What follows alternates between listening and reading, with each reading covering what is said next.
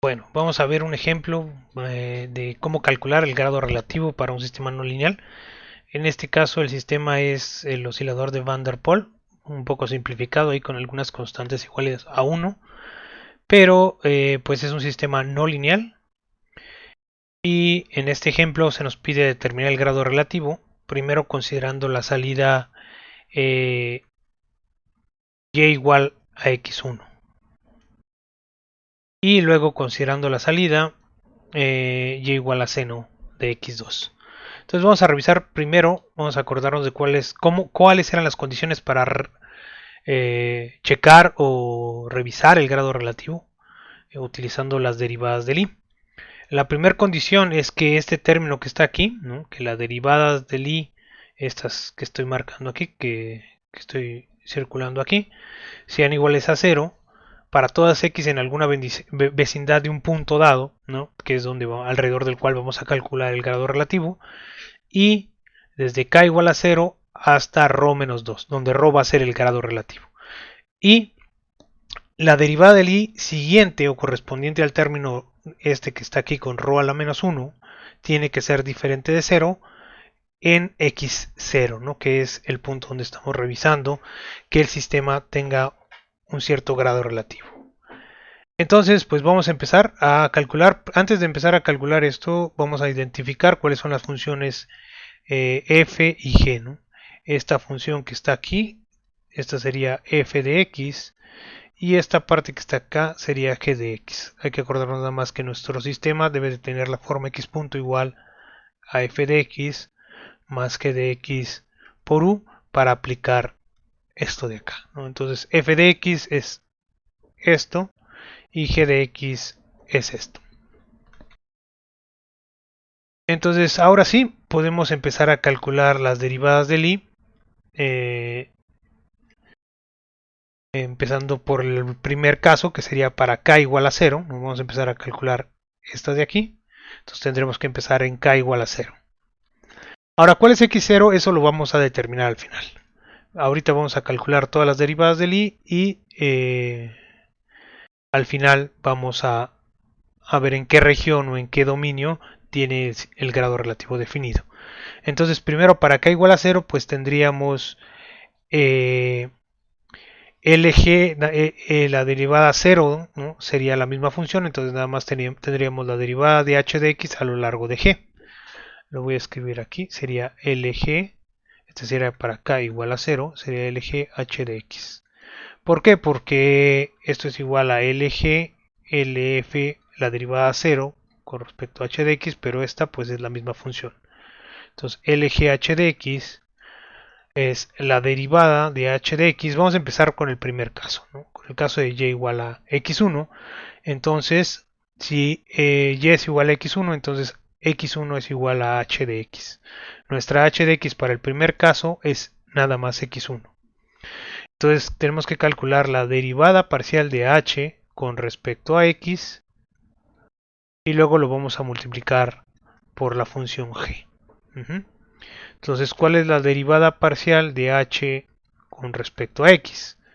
Bueno, es el jacobiano de h, pues es una función de cuántas variables depende h. Bueno, x es igual a x1, x2. Por lo tanto, tenemos que calcular primero la derivada con respecto a x1, pues nos va a dar 1, que sería la derivada de h con respecto a x1, y luego la derivada de h con respecto a x2. En este caso, pues nos va a dar 1 y 0. Entonces ahora sí podemos sustituir aquí arriba. G de x ya sabemos que es esto de acá. Entonces simplemente vamos a multiplicar, ¿no? LGH de x va a ser igual a 1, 0 por 0, 1. Y esto nos va a dar 0. ¿Qué quiere decir eso? Que no es grado relativo 1, ¿no? Recordemos que aquí tendríamos, este 0 que está aquí sería igual a la ρ menos 1, ¿no? Entonces ρ, no, si despejamos de aquí ρ sería igual a 1, entonces no es grado relativo 1, ¿no? Eso implicaría que ρ fuera igual a 1, no es, el grado relativo no es 1, entonces tenemos que seguir derivando. Tenemos que calcular la siguiente derivada, que sería con k igual a 1. Entonces tendremos LG, aquí sería k igual a 1, LG, LF a la 1, ¿no? Por h de x. Entonces hay que calcular primero, ¿no? Primero tendremos que calcular, ponerlo con otro color, esto que está aquí, luego derivar eso con respecto a x, la derivada parcial de este término que está aquí con respecto a x, y multiplicarlo por g. Entonces vamos a calcular LFH de x, ¿no?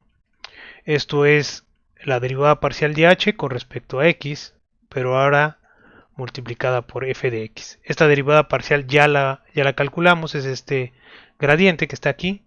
Entonces esto sería igual a 1, 0, y ahora lo vamos a multiplicar por f de x, pero f de x es todo esto, k.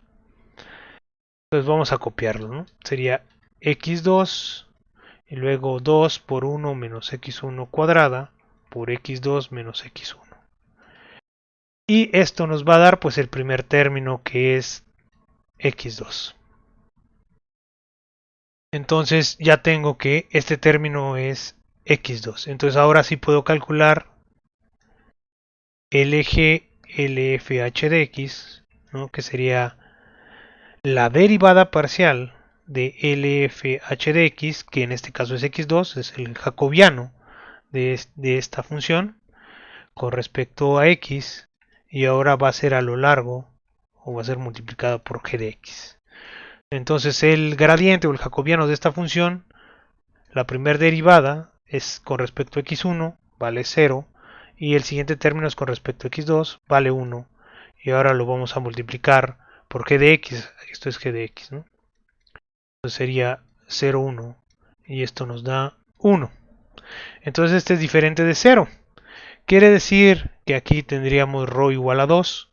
Entonces podemos concluir el anterior es 0, cumple con esto, y el último es diferente de 0, cumple con esto. Entonces podemos concluir que ρ es igual a 2 para la primera salida, ¿no? Para la salida y igual a x1. Entonces nuestro sistema con esta salida, ¿no? Con esta salida tendría grado relativo ρ igual a 2.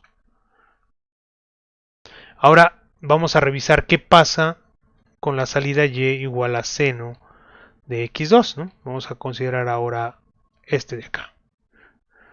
Entonces vamos a empezar nuevamente con k igual a 0. H va a cambiar, eso es importante. La g y la f no cambian, pero la h sí va a cambiar. Entonces hay que calcular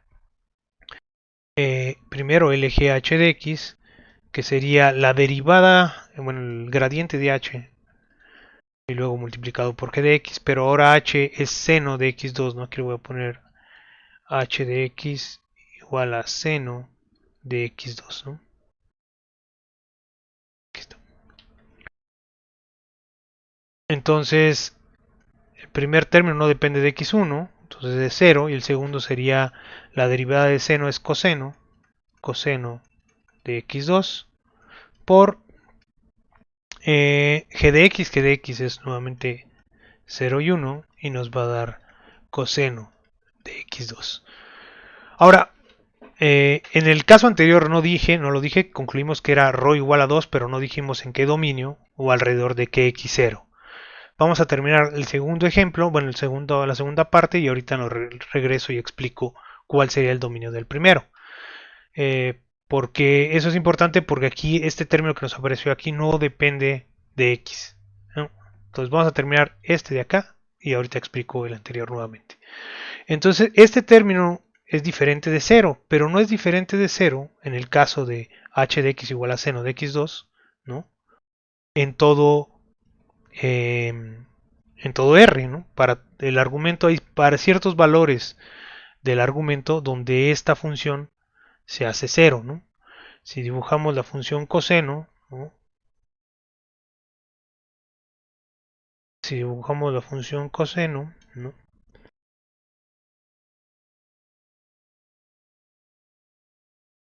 Entonces aquí, por ejemplo, estos dos puntos, ¿no? Se hace 0 la función. Por lo tanto, hay que ver para qué valores se hace 0 esta función, ¿no? Entonces, si recordamos, pues los valores para los que es en 0 esto es 1, pero en pi medios, ¿no? Esto se hace en k pi medios cada que yo escribo, por ejemplo, coseno de k pi medios, ¿no? Esto es igual a 0 para k igual a 0 más menos 1 más menos 1 más menos 2 y así nos vamos, ¿no? Para todos los números enteros positivos y negativos, pues va cruzando por 0 la función coseno. Entonces, en realidad, la diferencia entre el primero y el segundo caso, aquí ya podríamos concluir en el segundo caso, esto es diferente de 0, yo puedo decir que ρ es igual a 1, ¿no? Aquí tenemos que ρ es igual a 1. Y ya podremos concluir que ρ es igual a 1. Pero la diferencia de este caso y este caso es que en el primer caso, el grado relativo de nuestro sistema está definido en todo R. Este número que es 1, ¿no? Este término que está aquí, es diferente de 0 para toda X, los reales. No importa para toda X en R2, de hecho para cualquier X1 y X2, este valor de aquí no cambia. Entonces, el grado relativo para el primer caso está definido globalmente. Ajá. Entonces, para cualquier X0 que yo revise aquí, siempre va a ser diferente de 0. Y para el caso anterior, este término no importa de cuál X yo evalúo aquí, este término de acá siempre va a ser 0. Entonces el grado relativo es constante en todo R2. Eso es importante. Sin embargo, en el segundo caso, el grado relativo depende en qué X nos movamos, ¿no? Si X2 es igual a K por pi medios, ¿no? Donde K es esto de aquí, entonces este término que está aquí se va a hacer 0. Y ya no es, ya no el grado relativo ya no sería 1 como yo había dicho, ¿no? ¿Por qué? Porque esta condición de aquí ya no se cumpliría. Entonces el grado relativo 1 solo está definido en el dominio, voy a escribir el dominio, son las X en Rn, en R2, tales que X1 no importa, ¿no? X1 son todos los reales, pero X2 son todos los reales, ¿no? Bueno, lo voy a escribir así todos los reales, X2 diferente de K por pi medios. Entonces, este es el, digamos que ese es el dominio en el cual el grado relativo es 1. Si toca algunos de estos valores x2, entonces ya no es grado relativo 1. Habría que calcular tal vez en ese caso si es grado relativo 2 o no. Pero hasta aquí lo vamos a dejar. La idea es esto, ¿no? Que el grado relativo puede no estar definido en todo Rn y hay que revisar en qué región está definido el grado relativo. A eso se refiere esta x0 y esto que dice aquí de la vecindad de x0.